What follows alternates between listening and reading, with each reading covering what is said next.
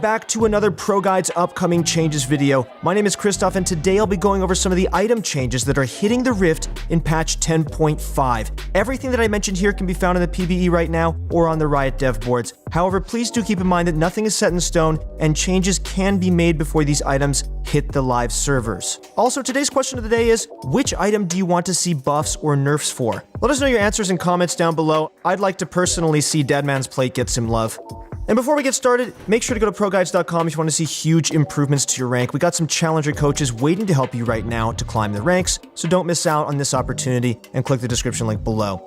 Alright, so first up we have some changes coming to Death's Dance. So this item is normally for bruisers and AD assassins who want to build damage while also having some form of sustain and survivability. However, for patch 10.5, this item is going to have its focus shifted from its heavy damage side to a more defensive side. Death's Dance will cost 3,500 gold and its recipe will be changed to Aegis of the Legion, Vampiric Scepter, Caulfield's Warhammer, and 400 extra gold. But the attack damage on Death's Dance will be lowered from 80 to 60, but it'll now grant you 30 extra armor and magic resist. On top of that, it'll still keep its 10% cooldown and 2 unique passives which heal you for 15% of damage dealt and turn 30% of damage taken into a bleed effect. This is a huge buff, and I really mean it when I say huge. Tanks might have received some love last patch with those Sunfire buffs, but bruisers will be back on top if this item makes it into the live servers. Building Death's Dance is still going to give you 60 AD while also making you unkillable.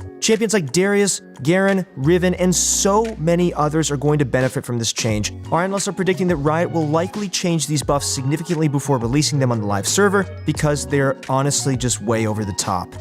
Next up on the item changes, we have some coming for Blade of the Ruined King. So for players who started recently or weren't around during the Season 3 days, Blade of the Ruined King has received a ton of nerfs within the past decade. This is mainly because of one champion named Zed being way too overpowered with the Blade of the Ruined King active. However, for patch 10.5, Blade of the Ruined King will now do 12% of the target's max HP for melee users. This means that Zed will likely be able to rush this item as his first buy and make his all-ins with his ultimate so much stronger. The reason why this item was nerfed was because Zed was able to do 12% of your max health while slowing you so he can guarantee his triple shuriken. If this change goes through, then expect Zed to start climbing the tier list and getting more attention during pick and ban phases.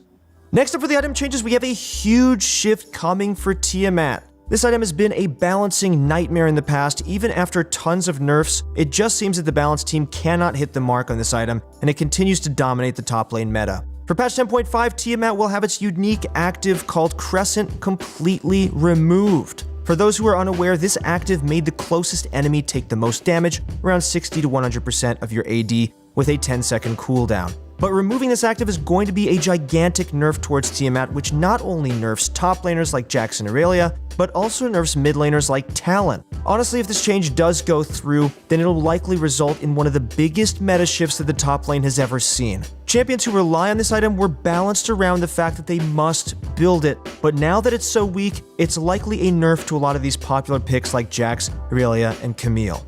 But now you're probably wondering, didn't you just say the bruisers are getting buffed? Well, yes and no. Tiamat will have its active removed, but Titanic Hydra is getting some heavy buffs as compensation. This item will still keep its Crescent active, while also having its passive buffed as well. The Cleave will now deal 5 plus 1.5% of your max HP in your basic attacks, and the splash damage has been increased from 40 plus 2.5% to 40 plus 3% of your max HP. However, one thing to note is that this is also a buff to tanks. Champions who stack HP like Dr. Mundo are going to do so much more damage. That small 0.5% of max HP might seem like nothing, but when you have 5k total, it means that you're going to be hitting pretty hard.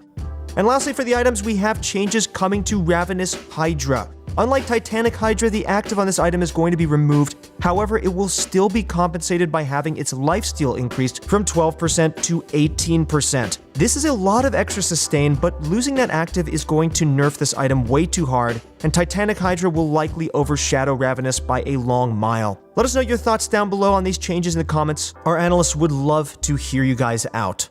Okay guys, that's going to be it for the upcoming changes for items in patch 10.5. If you guys enjoyed watching this video, then please leave a like, comment, and subscribe to be notified for our next video. We'll make sure to keep you guys updated as soon as we can whenever League of Legends news drops. This includes anything about new champions, reworks, balance changes, or updates about the game. And as always, if you guys want to get better at League of Legends this season, make sure to go to ProGuides.com and use the description link below. You'll see huge improvements to your rank right now. Our coaches are there to help you guys improve. Alright guys, that's it for now. Thank you guys so much for watching. Good luck in your next few games, and we'll see you on the Rift.